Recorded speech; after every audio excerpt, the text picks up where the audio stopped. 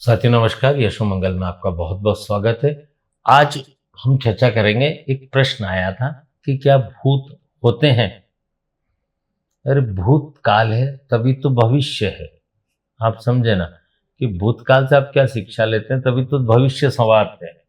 मैं बहुत अच्छा सा एक उदाहरण देता हूँ इसके लिए आपको कि भूत को जब तक आप देखेंगे नहीं तब तक भगवान के दर्शन नहीं होंगे, क्योंकि वो दृष्टि आप बड़ी सहजता से कैसे प्राप्त करते हैं। तो ये जब आप योग क्रिया करते हैं या ध्यान करते हैं तो आपको ये सब चीज़ें अनुभव में कुदरती आती है।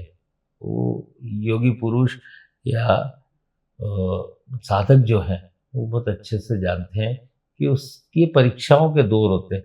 तो अनुभव आपको जब धीरे धीरे प्राप्त होते हैं तो सब आपकी परीक्षा के दौर में ये सब चीज़ें का एक अपना स्थान होता है। एक बहुत अच्छा उदाहरण देता हूँ मैं आपको कि तुलसीदास जी ने जब सांसारिक जीवन छोड़ा तो वो रोज सुबह नियमित क्रिया के लिए अपना एक लोटा लेके जाते थे, क्योंकि संत और साधु ज़्यादा तामझाम अपने पास रखते नहीं है। एक लोटा उनका रहता था, भैया उस लोटे को मांझ मुंझा के वो उसी से सारे कार्य उनके चलते थे। वो लोटा लेके जाते थे। लोटा लेके जाते थे तो एक पीपल का पेड़ पड़ता था। वो पीपल के पेड़ को जल चढ़ाते थे और अपने नियमित सुबह का कार्य करके वो फिर लौट जाते थे। ये उनका रोज का नियम था। कई समय तक, वर्षों तक उनका चलता रहा। एक दिन उस पीपल में से एक भूत प्रकट हुआ और तुलसीदास जी से उसने कहा कि आप मेरे को नियमित जल पिलाते हैं और मैं बहुत प्रसन्न हूँ आपसे। आप मांगो क्या चाहते हो आप मुझसे, धन वैभव क्या, मैं आपको सब दे सकता हूँ। कहाँ क्या गड़ा ये बता सकता हूँ, वहां से आप निकाल सकते हो। तुलसीदास जी बोले कि ये सब तो मैं छोड़ के आ गया संसार पे, मुझे इनका क्या काम।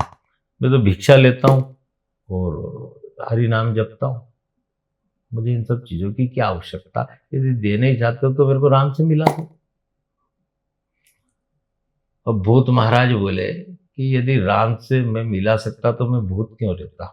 आपने भी ऐसी चीज मांगी कि जिसके लिए तो मैं खुद भटक रहा हूं और परेशान हूं। पर चूंकि एक रास्ता मैं आपको बता सकता हूं, आप वो करें, आपको निश्चित सफलता प्राप्त होगी। बोले सामने मंदिर है, वहां पर रामचरितमानस का पाठ होता है और सुंदरकांड का पाठ होता है हर पूर्णिमा को। उस मंदिर में सब चले जाते हैं। सबसे आखिरी में एक वृद्ध व्यक्ति निकलता है। उस वृद्ध व्यक्ति के आप पैर पकड़ ले और छोड़े नहीं जब तक आपके मन की बात जो आप चाहते हैं वो पूरी ना हो।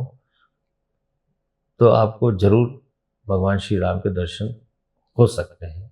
तो बोले ऐसा क्यों। वो वृद्ध व्यक्ति कौन है। बोले जहाँ भी पाठ होता है वहाँ पर हनुमान किसी न किसी रूप में आते हैं और यहाँ पर वृद्ध व्यक्ति के रूप में आते हैं। बाकी संसारिक आदमी देख नहीं सकते, उनकी दृष्टि नहीं है।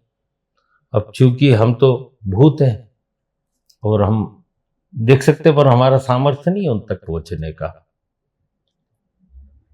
आप आए और देखें, उनने जैसी विधि बताई उसी तरीके से तुलसीदास जी गए और उनने उनके पैर पकड़ लिए। वृद्ध आदमी बड़े परेशान हुए। उन्होंने बोला साहब मैं एक वृद्ध आदमी हूँ, मैं चलने फिरने में लाचार हूँ, आप मुझे क्यों पकड़े, आप क्या चाहते। तो बोले मैं प्रभु आपको पहचान गया हूँ और मुझे राम जी के दर्शन चाहिए।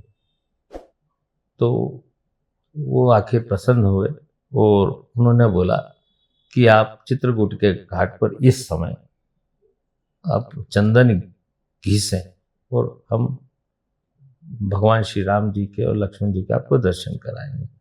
तो वो आपने सुना ही होगा दोहा कि चित्रकूट के घाट पे भई संतन की भीड़, तुलसीदास चंदन घिसे तिलक भय रघुवीर।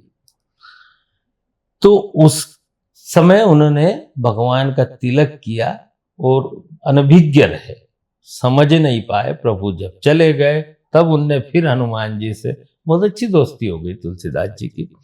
फिर हनुमान जी से बोला कि मुझे प्रभु के दर्शन नहीं, बोला अभी तो आपने तिलक किया दोनों को।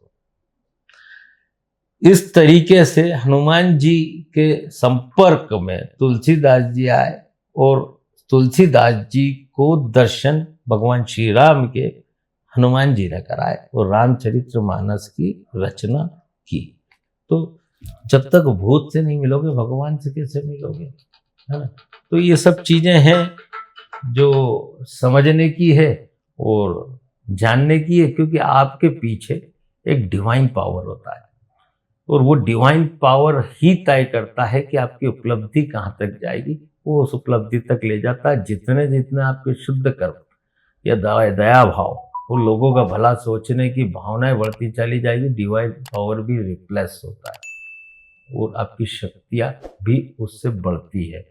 बहुत कुछ चीज़ें आपको समझ में आने लगती है और आपकी दृष्टि आप क्या है और आप क्या करते हैं फर्क ये नहीं पड़ता। आपकी दृष्टि क्या देखती है, क्या समझती है और आपके विचार आपके आत्म शक्ति से कैसे समावित होते हैं और लोगों के कल्याण के लिए आगे बढ़ते हैं, ये आपका पावर डेवलप होता है। तो हमेशा शुद्ध कर्म की तरफ रहें, किसी का नुकसान ना करें, हो सके तो आप ईश्वर जाप में ज़्यादा एकाग्रचित रहे, क्योंकि संसार में सब तरह के लोग होते हैं। गलत बोलने में भी आता है, गलत सुनने में भी आता है, वो उनकी क्रिया है, वो उसका कर्म है, संसार है, करना पड़ेगा, संसार में है तो। पर मन से पवित्र रहे, आत्मा से शुद्ध रहे, आपको लाभ होगा और आपकी आध्यात्मिक उन्नति बढ़ेगी और आध्यात्मिक उन्नति ही आपको लाभ देगी। पूजा पाठ से तो एक शुद्धता आती, विचारों की शुद्धता आती, ईश्वर के प्रति आस्था बढ़ती है, ये सब होता है। पर आध्यात्मिक उन्नति अंतर्ज्ञान से ही आएगी, शास्त्र पढ़ने से नहीं आएगी। जब तक चिंतन में ईश्वर नहीं है और विचारों में शुद्धता नहीं है तब तक सब व्यर्थ है। धन्यवाद। हमारी बात अच्छी लगती है लाइक करिए, सब्सक्राइब करिए, फॉलो करिए और कोई चीज़ गलत लगती है कमेंट जरूर डालिए, हमको अच्छा लगेगा। धन्यवाद।